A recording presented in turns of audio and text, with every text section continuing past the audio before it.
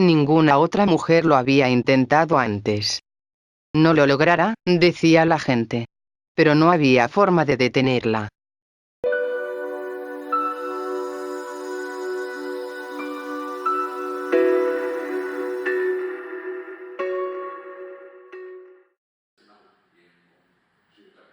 Hola chicos, bienvenidos a Sumac 5. Personalmente no tengo en mi círculo cercano gente que crea que una mujer no puede ser ingeniera, bombera, astrónoma o presidente. Quizá tuve suerte, y conmigo muchos niños de la época previa al milenio con los que estudié e interactué. Pero considero que es probable que todavía existan entornos peruanos que piensen distinto, porque así como todavía no ha llegado el Internet 4.5G a todas partes, tampoco ha llegado a todas partes conceptos como la igualdad de las personas ante la ley. Y aunque se tuviese el concepto claro, ¿qué mujer ha sido buena navegante? ¿Dónde has escuchado de una ciega que sea buena bailarina? Pues la verdad es que no tenía ni idea. Pero así como existió un compositor sordo o una jovencita que guió un ejército medieval a muchas victorias, pensaría que era cuestión de tiempo hasta que el genio y determinación de una mujer llegara a ocupar esos puestos. Y la verdad es que ya hay ejemplos de buenas navegantes y bailarinas ciegas. Por lo que tanto para hallar más ejemplos de personas notables, como si se tienen dudas de que una mujer no puede lograr tal o cual cosa, es que parece que existe el libro, Cuentos de Buenas Noches para Niñas Rebeldes, de Elena Favilli y Francesca Cavallo. A diferencia de títulos en portadas como La Fiesta del Chivo, o Quo Vadis, que probablemente no nos digan mucho sobre el tema de un libro, aquí no hay muchos rodeos. Son 100 historias sobre 100 mujeres que existen o existieron. Y al parecer están planeados para ser contados a la hora de dormir. Lo de, para niñas rebeldes denota una exclusividad femenina, la cual no es ocultada por las autoras y comentadoras de contraportada del libro, salvo por un hecho anecdótico relatado en 2 líneas del prefacio. No estoy seguro que todo niño lo quiera para sí, al leer que en la portada dice que es para niñas y no menciona niños, pero creo que esta exclusividad puede obviarse en aras de disfrutar el contenido, si se convence al niño, claro está. Sobre lo de rebeldes, que puede entenderse de distintas maneras, vamos a ver qué podemos dilucidar sobre el significado, por el contenido del libro que vamos a discutir un rato. No puedo evitar, antes de leer el primer párrafo de un cuento, ver las ilustraciones que acompañan cada historia y que ocupan una página completa. Todas ellas elaboradas por mujeres. Algunas imágenes sí cumplen el rol de conmover y evocar a la persona. Otras parecen sacadas de Ren y Stimpy, pero es lo que debe suceder cuando juntas una centena de estilos de dibujo. Personalmente gusté del trabajo de, por ejemplo, Elizabeth Baddeley, Marta Signori, Rita Petruccioli o Catrina Onesta, para ser honestos XD. Como evidentemente iba a suceder con las ilustraciones, la calidad varía de igual forma en los relatos.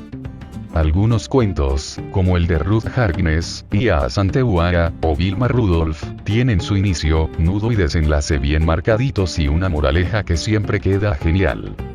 Pero hay otros relatos, como el de Tamara de Lempicka, que salta abruptamente de la inconformidad de Tamara por un retrato suyo diciendo que ella podía hacerlo mejor, a una escena con su tía en la ópera. Cuando la adversidad llegó a su trabajo artístico, nos cuentan que ella pierde los estribos y jura no volver a pintar, pero no nos cuentan si volvió a pintar, si el hombre que conoció en la ópera, que después se vuelve su marido, no sabemos muy bien cómo, le ayudó en esta época o si en resumidas cuentas, aprendió o cambió en algo luego de perder los estribos. Porque inmediatamente nos cuentan que se fue a México, donde murió, no sin antes pedir que esparzan sus cenizas alrededor de un volcán. En esta sola página, que contiene dentro de sí todo un cuento, se mencionan a las siguientes personas. Tamara un pintor, la tía de Tamara el esposo Tadeus, su hija Quisete Madonna. Y no se llega a concretar cómo el pintor, Tadeus, la hija Quisete o la tía se relacionan con el viaje de Tamara hacia ser una mejor pintora. Esta falta de conexión entre partes es notable en todo el cuento. Iniciamos con una niña en Rusia inconforme por un retrato, y fichando a su futuro marido en la multitud, centramos con un rescate en plena guerra mundial hacia París, y el comienzo de una carrera como pintora que termina en un juramento de no volver a pintar para terminar con una retirada y muerte en México, que se conecta con un recordatorio de que las pinturas de Tamara hoy valen millones y Madonna es su fan.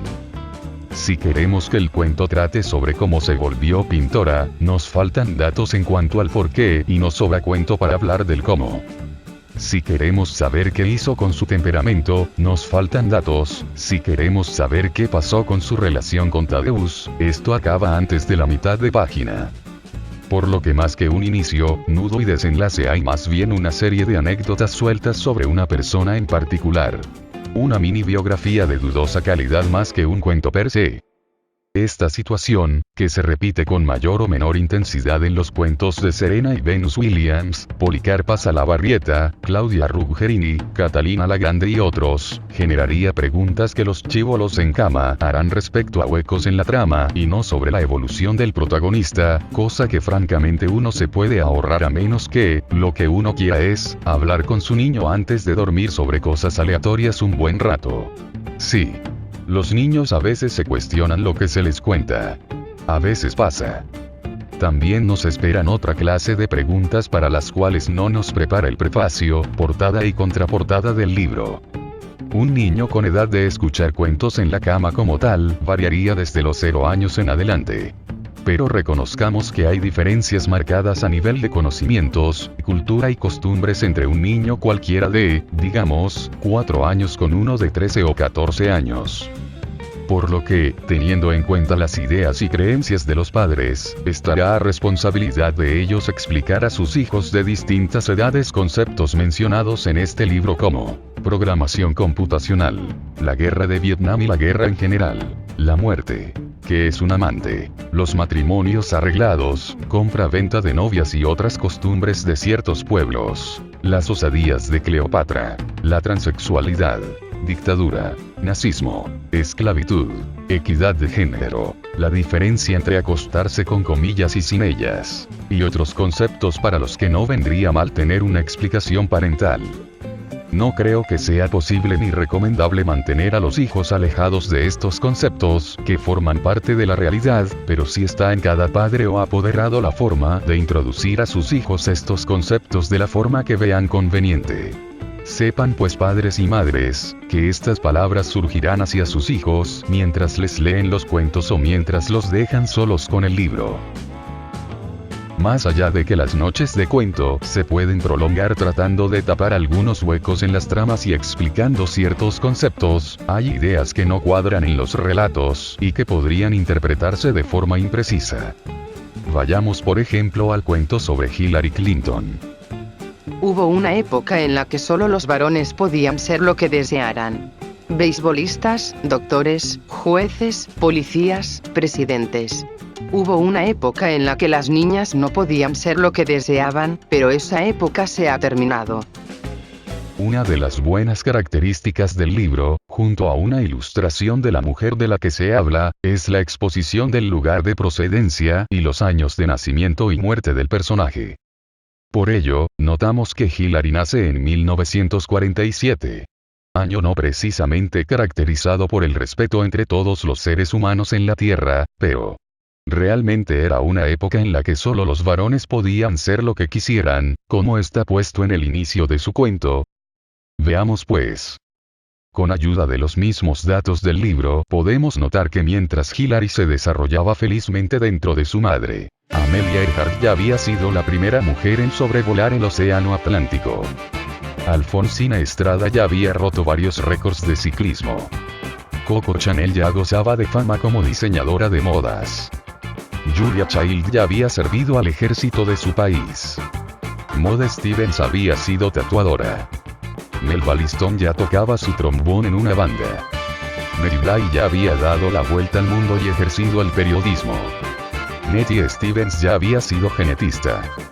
Y podría seguir con los ejemplos. Pero creo que no es necesario. Y es que a meses de casarse con su esposo William Clinton, ya era presidenta de un país María Estela Martínez de Perón. por lo que no me explico bien el por qué el cuento de Hillary empieza y termina con la cita que acabamos de ver. Personalmente creo que incluso los libros para niños, niñas, como este no están exentos de las creencias políticas de sus autores. Aunque eso no les ha impedido incluir a mujeres de distintos pensamientos, como monarcas o a Margaret Thatcher.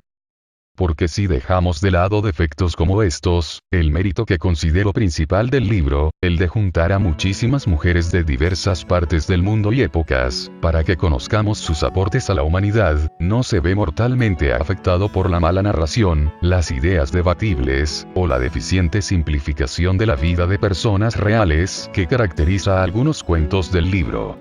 Que no son todos, y no creo que sean la mayoría. Finalmente creo que el mérito ya mencionado del libro, al parecer sin precedentes en su género, es por demás elogiable. Por ello, el libro es una valiosa herramienta que podría guiarnos a conocer, e investigar más por nuestra cuenta y según gustos, la vida de las mujeres protagonistas de los cuentos. Las cuales, de otra manera, no hubiéramos podido conocer fácilmente, porque habría que andar mucho por esta vida para obtener tal conocimiento, sin garantía de conocerlas a todas. Quiero pensar que la rebeldía infantil a la que va dirigida el libro está más relacionada a la rebelión que uno libra contra el racismo, alguna o varias discapacidades físicas, los pesimistas, la gente que nos quiere dañar y desanimar porque sí, la guerra, la propia personalidad y la mismísima muerte. Una rebelión contra la adversidad para poder lograr un objetivo y ser felices, o morir en el intento. Esta rebelión no se encuentra siempre en todos los niños. Algunos están facultados con ella, otros la necesitan urgentemente. No todos son rebeldes. Y bien hubieran hecho las autoras en tomar en cuenta ello a la hora de nombrar su obra. Pero supongo que esto último es solo un detalle. Los que consideran que aun con todo esto, la obra vale la pena, sepan que hay un segundo volumen que por lo poco que he revisado tiene más de lo que digo, pero con distintas protagonistas.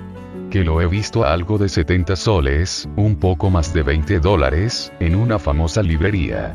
Que no vendría mal explicar a los niños ciertos cuentos, y que en el Perú ya existe una versión similar pero con mujeres peruanas. Es mi alegría el hecho de que hayan bastantes ejemplos de mujeres, de personas, que a pesar de sus adversidades, logran cosas geniales. Y ya si con este volumen, el segundo, y la versión peruana, un niño o una niña no entiende que mucho de lo que puede lograr en su vida en verdad depende de él mismo, es que no hay nada que hacer con el XD.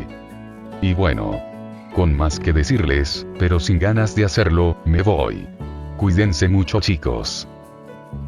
Sus historias se convirtieron en leyendas, que se contaban hombres y mujeres piratas entre sí. Mientras ellas yacían tumbadas en sus hamacas, bajo las estrellas, mecidas por las olas. Soñando con las aventuras que les esperaban al amanecer.